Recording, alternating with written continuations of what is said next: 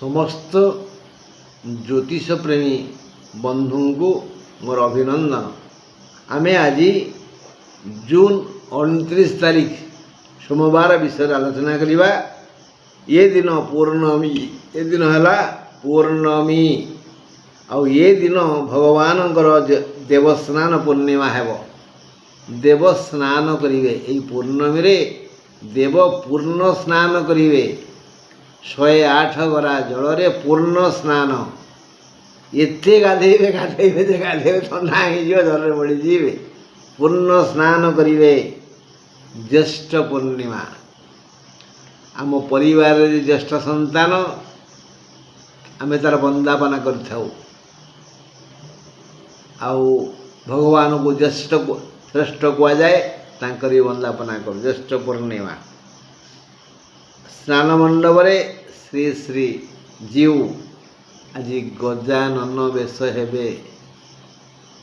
तांकर रूप आज गणेश रूप परी हम गजानन रूप हेबे। आज ठारू अणसर पर्व आरंभ हेब। पूर्णमी ठारू अणसर घर बेश आरंभ हेब। प्रभु गाधे सारा परे पोछीपाची हो सारी नव वस्त्र पिंधिबे थरिबे। तांकु ज्वर हब से गंभीर भितर रहिबे। से स्वतंत्र व्यवस्था हब। आज सोमवार कौन हम ना सूर्य उदय हेबे केतेबेले 5:11 पर अस्त जीवे 6:27 पर आउ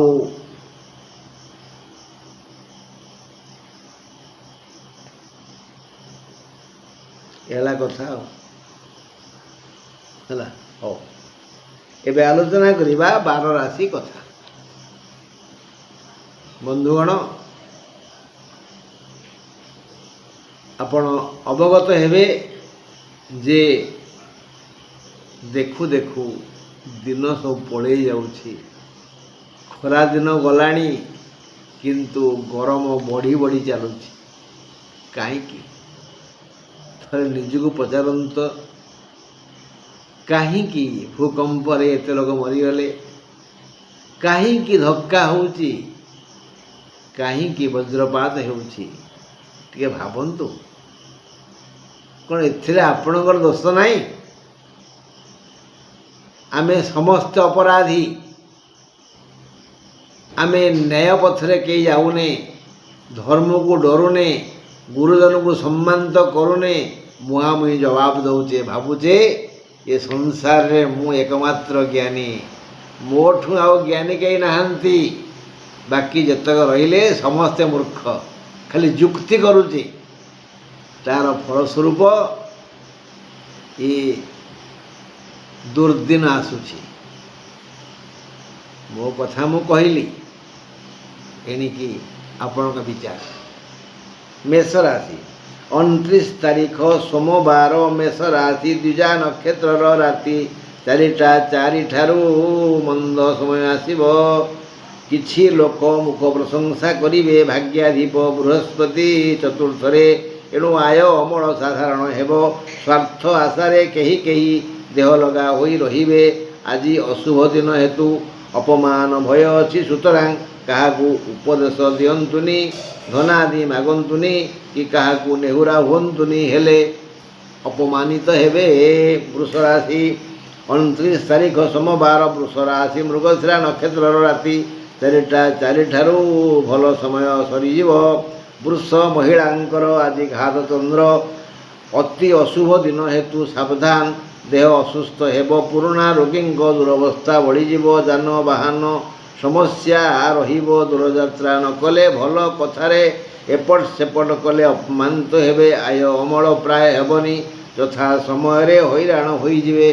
सावधान हुशियार। 28 तारीख सोमवार मिथुन राशि घात 12। मिथुन महिलांकर घात चंद्र राति 4:04 रे 4 ठारू पूर्व पुनर्वसु नक्षत्र अशुभ समय आसीब। ଚଳ ଚଞ୍ଚଳ ହୁଅନ୍ତୁ। ଅନେକ କାମ କରିବାକୁ ଅଛି, ସେ ସମସ୍ତ କର୍ମ ଶୃଙ୍ଖଳାର ସହ କଲେ ଲାଭବାନ ହେବେ। ନୂତନ ନିଯୁକ୍ତି ପତ୍ର ପାଇ ଖୁସି ହେବେ।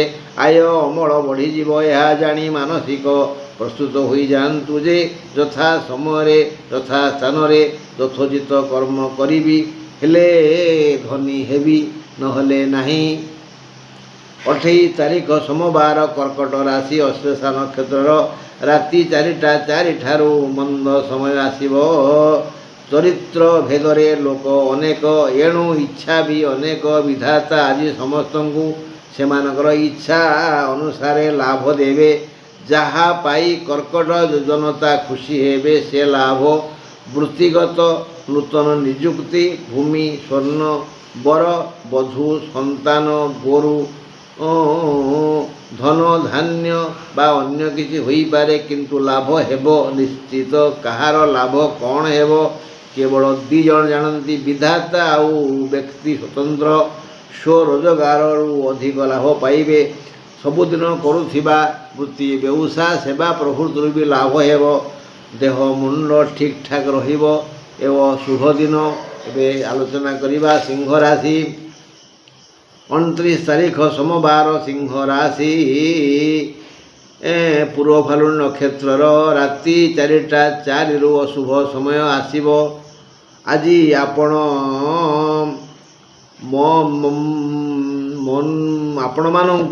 ଆପଣମାନଙ୍କୁ ବିବିଧ କୌଳିକ, ମୌଳିକ, ବୌଦ୍ଧିକ, ଆର୍ଥିକ, ଚାରିତ୍ରିକ ଓ ଭୌତିକ, ଲୌକିକ, ସାମାଜିକ ଓ ପାରିବାରିକ ସୁଖ ମିଳିବ। ବିଧାତା ବ୍ୟକ୍ତିର କର୍ମ, ଧର୍ମ ଓ ମନକୁ ମାପି ବିଚାର କରି ସେ ସୁଖ ଦେବେ। ଯଦି ଯଥା ସମୟରେ ଯଥା ସ୍ଥାନରେ ଯଥୋଚିତ କର୍ମ କରିବେ, ବୁଦ୍ଧି ବିବେକର ବିନିଯୋଗ କରିବେ, ତେବେ ଆର୍ଥିକ ବିକାଶ ହେବ, ଦେହ ସୁସ୍ଥ ରହିବ, ଅସୁବିଧା କିଛି ନାହିଁ। ବଢ଼ିଆ ଦିନ ସିଂହ ରାଶିଙ୍କର ଆଜି। 29 ତାରିଖ ସୋମବାର, କନ୍ୟା ରାଶି, ଚିତ୍ରା ନକ୍ଷତ୍ରର ରାତି 4ଟା 4ରୁ ଅଶୁଭ ସମୟ ଆସିବ। ଦିନଟି ଆଦୌ ଶୁଭଙ୍କର ନୁହେଁ। ଚାରିତ୍ରିକ ସ୍ଖଳନ ହୋଇପାରେ। ବନ୍ଧୁଙ୍କ ସହ ମତାନ୍ତରରୁ ମନାନ୍ତର ହେବ। ଆୟ ଅମଳ ନଗଣ୍ୟ। ଦେହ ଅସୁସ୍ଥ ରହିବ। ଯାନବାହନ ବ୍ୟବହାର କଲେ ରାସ୍ତାରେ ହଇରାଣ ହେବେ। ଦୂରଯାତ୍ରା ନ କଲେ ଭଲ। ଦାମ୍ପତ୍ୟ କଳହ ହେବାର ସମ୍ଭାବନା ବେଶୀ। ଟିକେ ମନ୍ଦ ଦିନ ଆଜି, ସାବଧାନ ରହିଲେ ଭଲ। 29 ତାରିଖ ସୋମବାର, ତୁଳା ରାଶି, ବିଶାଖା ନକ୍ଷତ୍ରର ରାତି 4ଟା 4ରୁ ଅଶୁଭ ସମୟ ଆସିବ। ପୁରୁଷଙ୍କର ଘାତଚନ୍ଦ୍ର, ଏଣୁ ସାବଧାନ। ଭାଇ ଭାଇ ସମ୍ପର୍କ କଳୁଷିତ ହେବ, କଳହ ହୋଇପାରେ। ଆୟ ଅମଳ ପୂର୍ବଠାରୁ ଅଧିକ ହେବ। ଯଦି ଅଧିକ ଶ୍ରମଦାନ କରିବେ, ସମୟର ସୁବିନିଯୋଗ କରିବେ ଓ ବୁଦ୍ଧି ବିବେକର ଆଶ୍ରା ନେବେ, ତେବେ ଅନ୍ୟ କିଛି ନୂତନ ଲାଭ ହେବ। ଭାଇ ବା ଭଉଣୀକୁ ସହଯୋଗ କଲେ ଧନଲକ୍ଷ୍ମୀ ବଢ଼ିଯିବେ, ପ୍ରସନ୍ନ ହେବେ, ସୁଖରେ ରହିବେ। ଭାଇ ଭଉଣୀକୁ ଟିକେ ସ୍ନେହ କରନ୍ତୁ, ଆଦର କରନ୍ତୁ, ଦୟା କରନ୍ତୁ, ଆଲିଙ୍ଗନ କରନ୍ତୁ, ଭଲ ଫଳ ପାଇବେ। ଏବେ ବିଛା ରାଶି। 29 ତାରିଖ ସୋମବାର, ବିଛା ରାଶି, ଜ୍ୟେଷ୍ଠା ନକ୍ଷତ୍ରର ରାତି 4ଟା 4ରୁ ଅଶୁଭ ସମୟ ଆସିବ। କୁଟୁମ୍ବରେ କଳହ ହେବ, ମନ ଅବୁଝା ଓ ବିକଳ ହେବ। ଆପଣା ଜନତା ପରପରି ବୋଧ ହେବେ। ଆୟରେ ବାଧା ନାହିଁ, ମାତ୍ର ସ୍ୱ ମନ ପାଇଁ କର୍ମ କ୍ଷେତ୍ରରେ ବିଘ୍ନ ଆସିପାରେ। ଅନେକ ହବା ଜାଗାରେ କମ୍ ହେବ।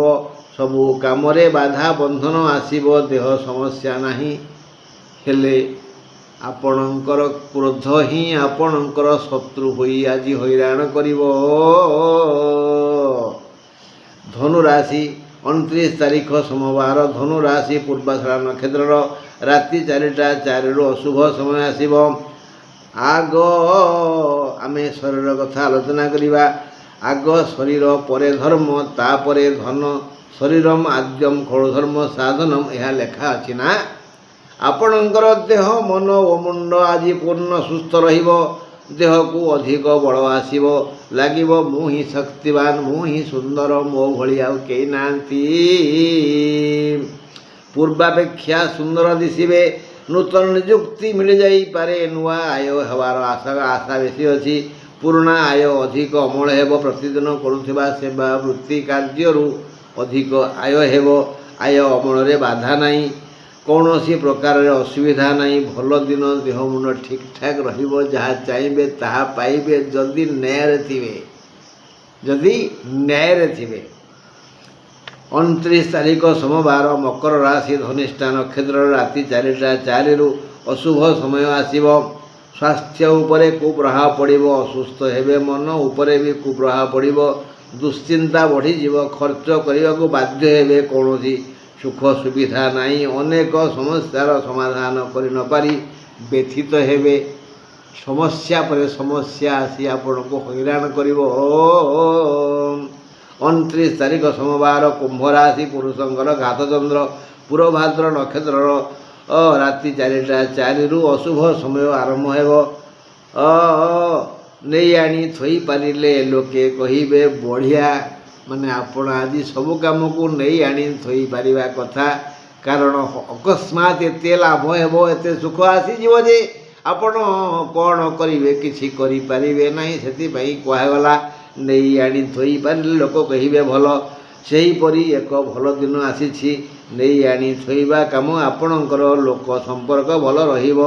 ଇଚ୍ଛାନୁମୁଖୀ ଆୟ ଅମଳ ହେବ। ଦେହପା ସୁସ୍ଥ ରହିବ। ନବ ନିଯୁକ୍ତି ମିଳିଯାଇପାରେ। ରୁଚିପୂର୍ଣ୍ଣ ଖାଦ୍ୟ ମିଳିବ। ନିଦ ବଢ଼ିଆ ହେବ। ନୂତନ ବସ୍ତ୍ର ପାଇବେ। ନୂତନ ବନ୍ଧୁ ମିଳିଯାଇପାରନ୍ତି। ସବୁ ଦିଗରୁ ଦିନଟି ଭଲ। ଆପଣ ନେଇ ଆଣି ଥୋଇପାରିଲେ ସାରା ଜୀବନ ସୁଖରେ ରହିବେ। ଏହିଭଳି ଏକ ଦିନ ଆସିଯାଇଛି।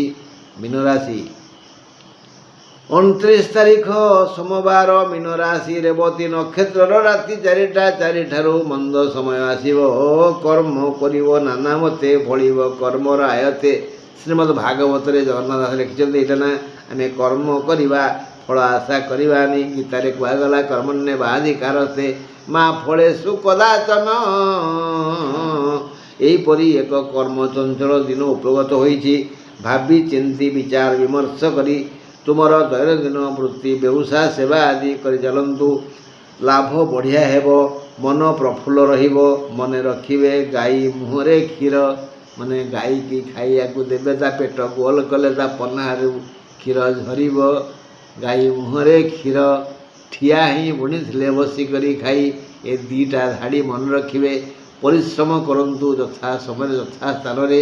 ବୁଦ୍ଧି, ବିବେକ, ବଳ, କଳ, କୌଶଳ ପ୍ରୟୋଗ କରନ୍ତୁ। ଲାଭବାନ ହେବେ। ଆୟ ବଢ଼ିଯିବ। ସୁଖରେ ରହିବେ।